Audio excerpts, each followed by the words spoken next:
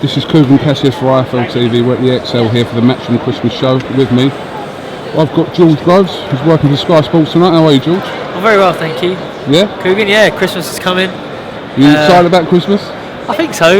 You know, usually I've got a little bit more things under control, but the Christmas shopping is just getting away from me, you know. Do you do your own Christmas shopping? I do. Like some presents now are combined, because now I'm a married man, you know, we do combined, you know, presents for me and my wife. But most of it, yeah, it's off my own back, so I've got to be on form and get my head in the game. Indeed. 3 weeks on from the most talked about fight of the year here. How are you feeling about this now? You're still a bit bitter over it? I don't know. I'm not bitter, I don't think, because I'm in a really strong position, so I don't necessarily need to feel bitter. I still feel like I've been cheated, I've been robbed, because the fight's the same as it was the night that it happened. The fight should never have been stopped. I wasn't in any serious trouble whatsoever. I dominated the fight right up until that point. A horrific decision by the referee. We're going down the road of seeing what can be done about it. But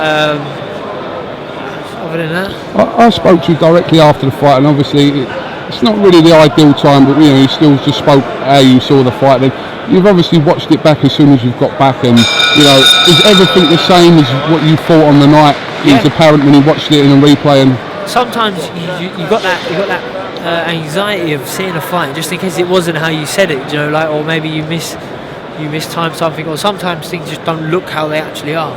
But for me, even watching it back, it looked exactly how it was. I won every round. You'd give him the 5th round just because I wasn't that busy, and I hurt him continuously throughout the fight.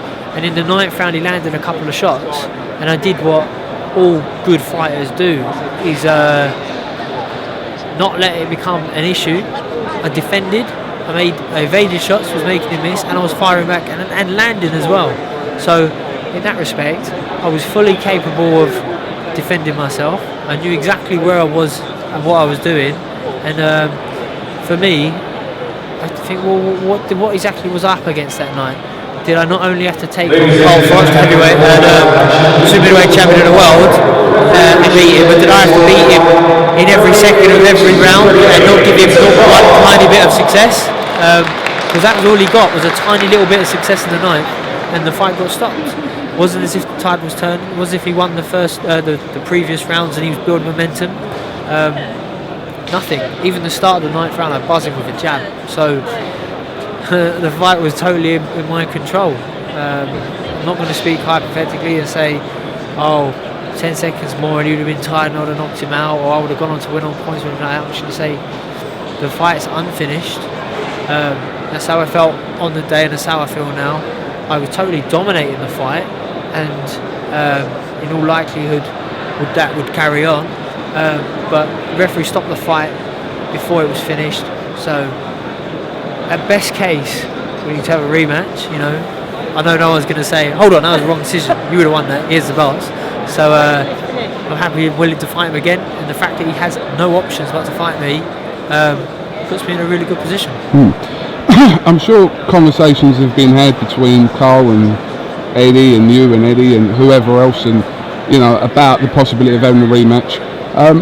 If the rematch wasn't to happen, do you feel like you're in a strong enough position to go other routes to get another shot at the world title? Well, I'm in a position now where we are going to seek action in which could possibly put me back in a mandatory position, to which Carl Froch'S has to fight me or vacate.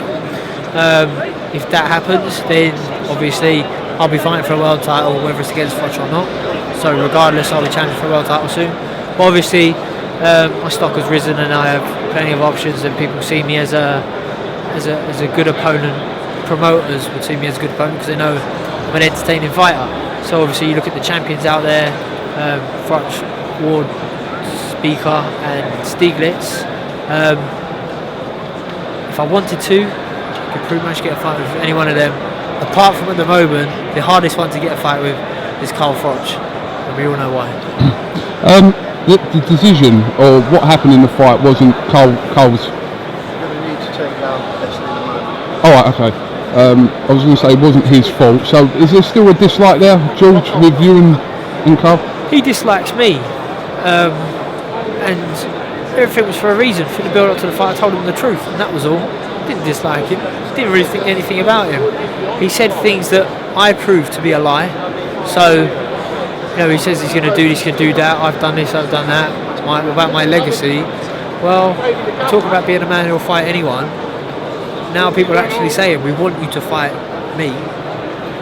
Are you gonna deny what you've been saying the last few years and swerve me? I mean, that's disgraceful. I don't think he's going to do that, because how can he possibly live with himself if he tries to avoid me and take another route? Rematch or retire. That's his only options. I don't blame Froch'S for the stoppage, because he didn't have nothing to do.